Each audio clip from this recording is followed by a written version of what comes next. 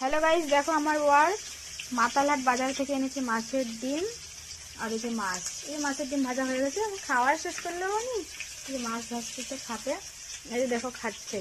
তোমরা কে খাবে, কে পছন্দ করো আসো। আমাকে খাইতে বলতেছে কি যে করি, খাবো কি না। এই দেখো এই দেখো এই দেখো এই দেখো। বন্ধুরা দেখো মাছ হয়ে গেল, তারপর ডিম হয়ে গেল ভাজা, তোমরা তো দেখলে। তো আমার বর আমাকে খাইতে বলতেছে, আমি যে কি করবো, খাবো কি না বলো তো। আমাকে খুব ভালো হয়েছে, দেখো আমরা খাচ্ছি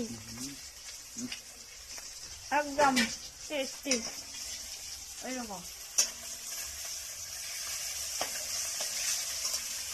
আমাদের বাড়িতে চলে না, কিন্তু আমি খাওয়াটা মানে লোক খাইতে হয়। আমার চালটা যদি খায় না, আমি দিন গুনে খাই। যেদিন খাওয়া যায় খাই, যেদিন নেই। শুধু গোপালের প্রসাদে পাই আমরা। এই তো শুধু মাছ।